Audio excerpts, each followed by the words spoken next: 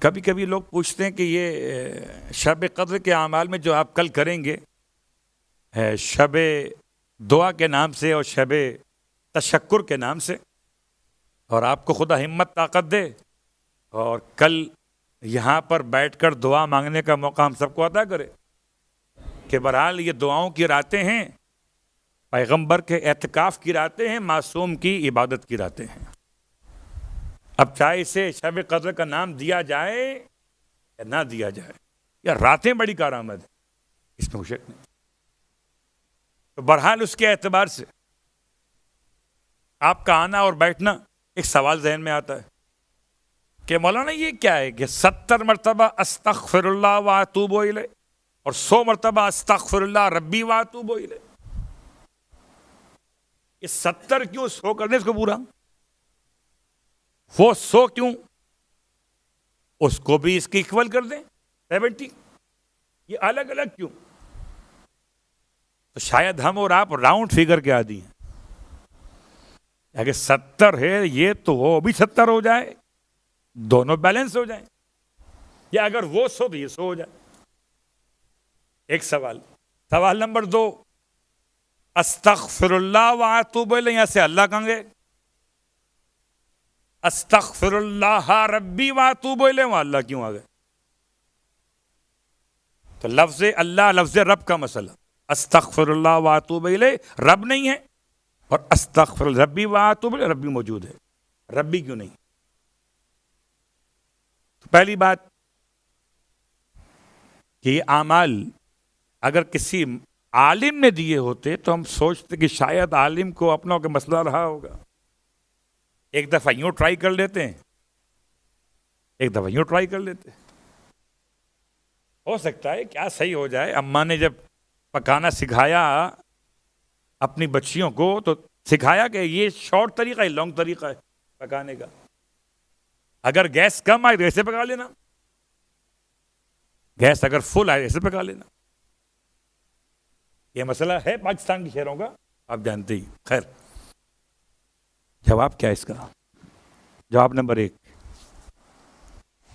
کہ معصوم نے اگر فیگر بتائی ہے تو اس فیگر کی اہمیت نمبر 1۔ اگر آپ سے کہا جائے اس عمارت کے بناتے ہوئے اس عمارت کے سائز کے لحاظ سے اس کی چھت میں جو پلرز آئیں گے وہ 4 آئیں گے مثلا، اور 4 کا فاصلہ آپس میں اس طریقے سے ہوگا کہ ایک یہاں ناپ کے بتایا گیا۔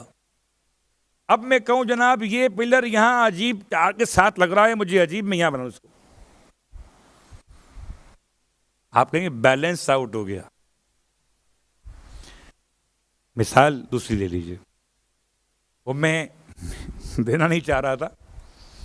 اگر کوئی آپ سے کہے کہ فلاں مقام پر دفن خزانہ، یہاں سے نکلیں گے مطلب اپنے گھر سے اور 14 میٹر آپ آگے بڑھیں گے، ایک جگہ کھودیں گے تو وہاں پیسے ملیں گے آپ کو، آپ اگر 15 پہ چلے گے تو پیسے ملیں گے، اور اگر پیچھے رہ گئے 13 پہ ملیں گے، نہ 13 پہ ملیں گے نہ 15 پہ ملیں گے۔ اگر 14 کہا تو 14 پر ہی ملتے ہیں اور ملیں گے۔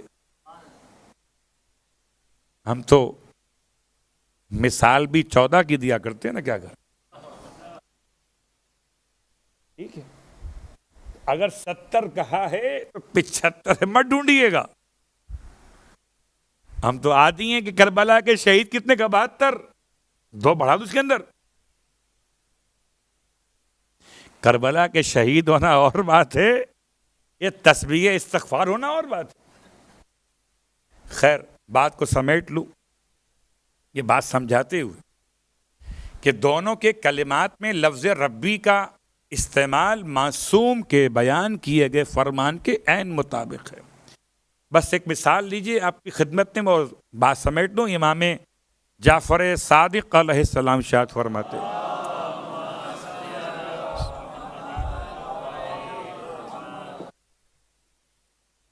امام دعا تعلیم فرما رہے تھے، دعائے غریق، اور دعائے غریق میں آپ نے فرمایا یا اللہ ہو یا رحمان ہو یا رحیم ہو یا مقلب القلوب ثبت قلبی علی دینک. راوی نے امام کے سامنے ریپیٹ کیا, امام سے دعا سنائی, یا اللہ ہو یا رحمان ہو یا رحیم ہو یا مقلب القلوب والابصار ثبت قلبی علی دینک. اس میں برائی تھی کوئی؟ نہیں, امام نے گواہی دی ہے. یہ کون سی دعا ہے؟ اس میں قلوب کے بعد ابصار بھی آیا ہے. یہ دعا آپ کو ملے گی نوروز کی دعاؤں میں. یا مقلب القلوب والابصار یا محول الحول والاحوال حول حالنا الی احسن الحال. امام رک گئے, فرمایا بے شک خدا مقلب القلوب والابصار ہے, لیکن جتنا ہم نے بیان کیا ہے اتنا ہی تم نے پڑھنا ہے. یعنی برحق ہے خدا کے لیے ربی کہنا, لیکن اگر معصوم نے 70 مرتبہ کلمات میں کہا استغفر اللہ و اتوب الیہ, تو اب ربی کہنے میں معصوم کے عمل کے خلاف چلے جاؤ گے. اس کا نقصان کیا ہوگا؟